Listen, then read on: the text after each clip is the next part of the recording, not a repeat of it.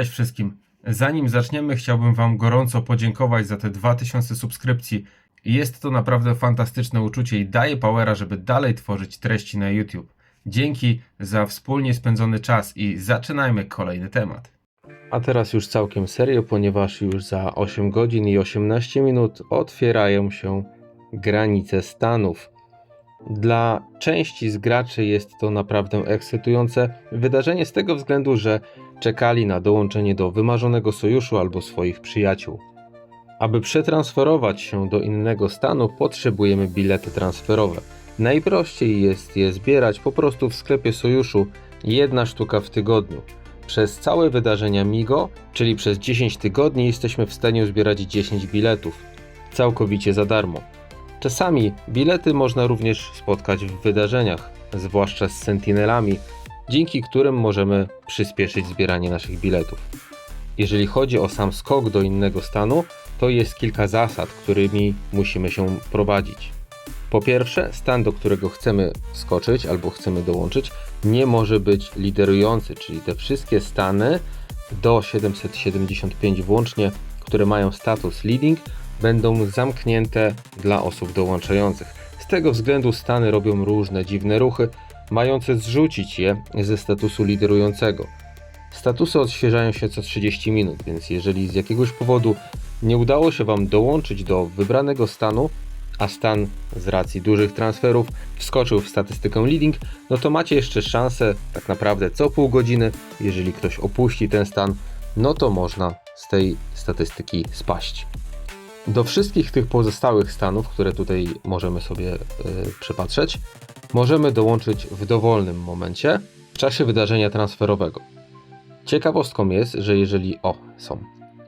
jeżeli zobaczycie statystykę stanu trailing, to są to stany, można powiedzieć, wyjątkowe, ponieważ są to stany martwe, bardzo słabe i dołączając do nich będziemy potrzebować znacznie mniej biletów niż dołączając do standardowego stanu. Na przykład dołączając do stanu 1024 koszt transferu to jest 14 biletów. W porównaniu do innych stanów ten koszt w moim przypadku wynosi 45 biletów, więc jak sami zauważyliście, tych biletów jest tutaj ponad 4-krotnie mniej potrzebnych do transferu.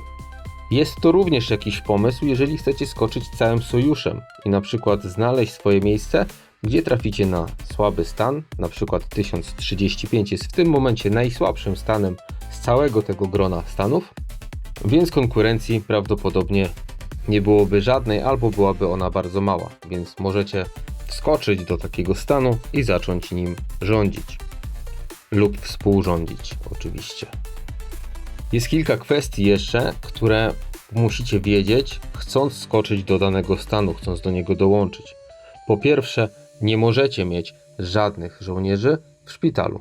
Szpital musi być pusty.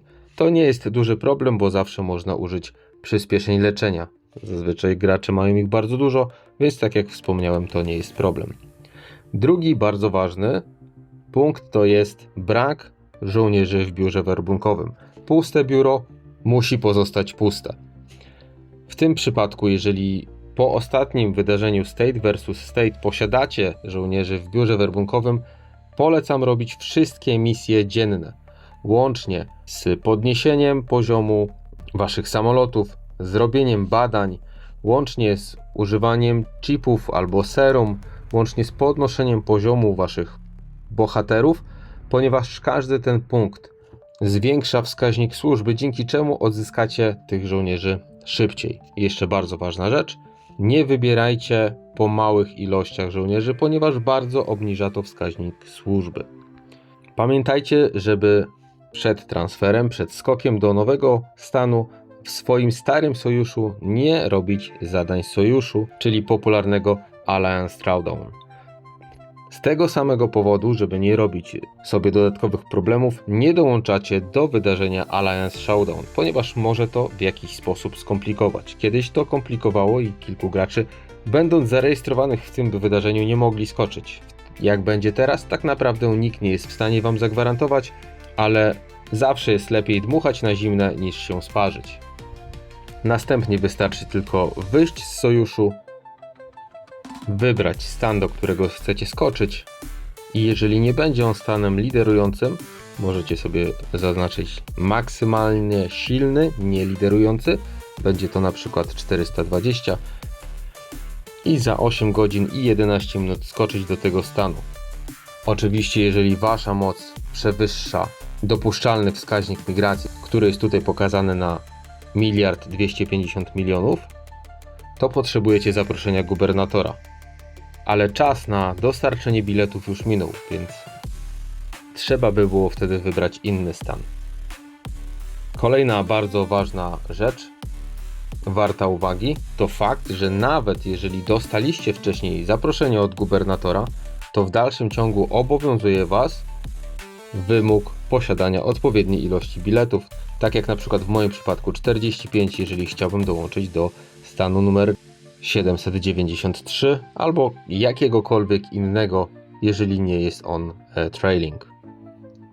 To wszystko na tą chwilę, co przychodzi mi do głowy, co powinniście wiedzieć o wydarzeniu transferowym. Jeżeli macie jakieś pytania, to ja czekam na Was w komentarzach na moim kanale YouTube, a tymczasem, tak jak Wy, odliczam czas, żeby zobaczyć, co się tak naprawdę zmieni w tych transferach.